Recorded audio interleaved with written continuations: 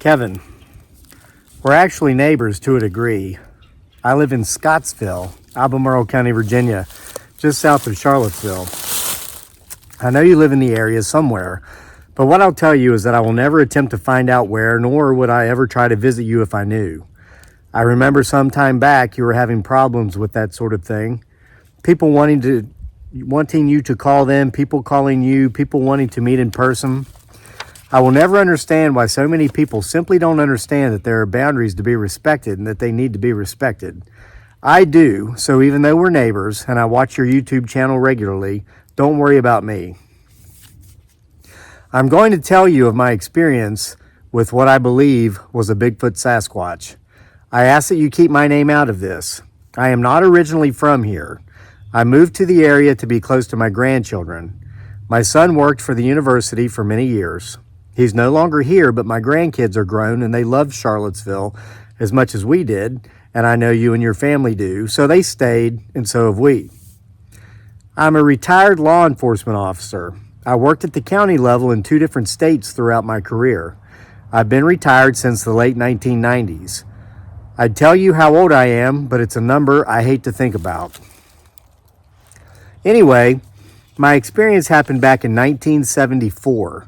You may have been born. You seem to be about my son's age, and he was in diapers at the time. I was relatively young back then. I had been married less than 2 years, and I had been on the job less than 1. I was working the night shift because I was the low man on the totem pole, so to say. I'd actually grown up in the town where I worked, so I knew pretty much everyone. That's why when a man, who I'll also leave anonymous, but who I'd known my whole life, came into the station shaking, telling me he thought he'd hit something and that it was still alive but injured, I knew what I was about to deal with was no prank.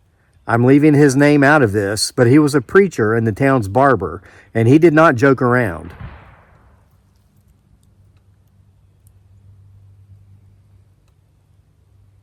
Nor did he lie.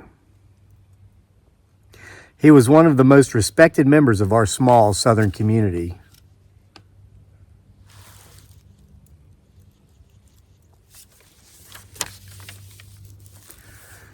What caught me at first was the way he said something while looking as shaken up as he did. If this something had been a deer or a dog, I'm sure he would have just kept going. But his something had him so concerned that he'd come to the station to seek police help.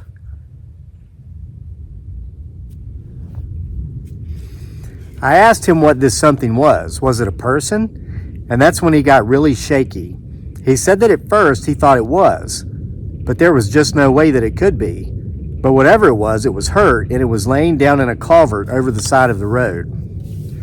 He went on to explain to me that he'd been on his way home from giving his Wednesday sermon down at the church house.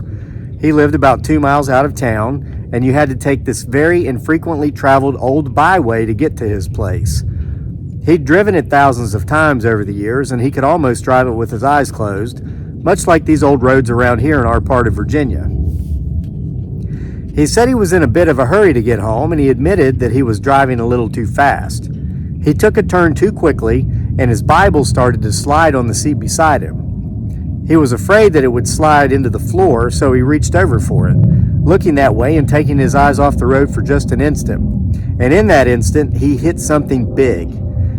He turned to face the road as he felt the bump, and out of the corner of his eyes, just barely still inside the light of the headlights, he saw what he said looked like a man, but just couldn't have been. When I pressed him and asked him why it just couldn't have been, he said because he'd never seen a man that big in his life. I asked him to give me some descriptive details. What was he wearing? How big was he? Could he tell what color his skin was? He told me that he couldn't make out any details because it was dark. He said it just looked like a really huge man, and that it might have been a black man, or he might just be thinking that way because it was night and the figure was dark. But again, he said he'd never seen a man that big. He said this man, if that's what it was, would make Big George Foreman, who just recently lost his heavyweight title to Muhammad Ali, look small. I took that to mean whoever or whatever he'd hit was huge. I got in a cruiser and followed him out to where the incident occurred. We pulled off to the side of the road and we walked up with flashlights to where it had happened. I could see a short skid mark in the road where I guess the pastor had at least momentarily and probably reflexively hit his brakes, so I knew he'd seen something. We shined our lights around on the road, but we didn't see any blood. We looked around the edge of the road and we saw where someone or something had floundered around a bit and stirred up the leaves. It was early winter and the leaves were still everywhere on the ground, having fallen recently but not having had time to begin biodegrading. All of a sudden, while we're looking there at the edge of the road, we hear something rustling down over the hill. We rushed over to the edge of the road and we shined our flashlights over the hill, and right there, where a big culvert came out from under the road, we saw it. A Bigfoot Sasquatch.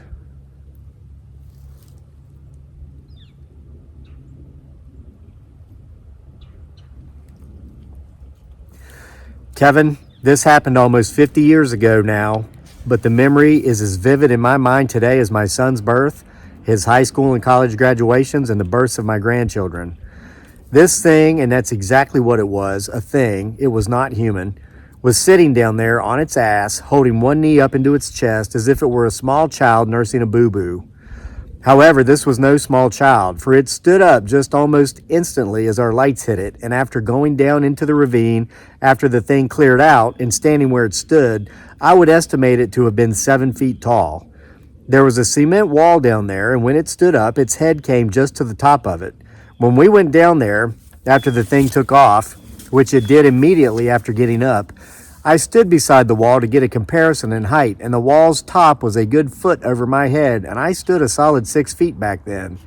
I've lost a few inches with age, but back then I was 6 feet even. We made no attempt to track it. That didn't look like the kind of thing any reasonable man would try to track, just in case one thing decided to track you back. The pastor was relieved because he really thought he might have hit a person, large as they may have been, but he was really confused as to our next steps. He didn't want to have to give any sort of statements in a police report because he didn't want to become known as the town's fool. I likewise didn't want that moniker, so I told him as far as I was concerned he'd hit a bear, not a human, and we didn't even need to file a report because there'd been no injuries or property damage. Like I said, it's been almost 50 years since this incident. I've been all over the country and I've even went to Ireland once. Never have I seen anything like that again. But I know Bigfoot Sasquatch is real because I saw one that night down in the deeper southern U.S. Keep up the great work with your YouTube channel, and if any of those stalkers start getting out of control again, just call your local LEOs. Trust me, they'll help you out. They're getting a lot of bad press lately, and there's some bad ones out there, like in any profession, but most of the men and women I worked with in law enforcement over a span of 30 years were the most wonderful people you could ever imagine. Best wishes, Anonymous.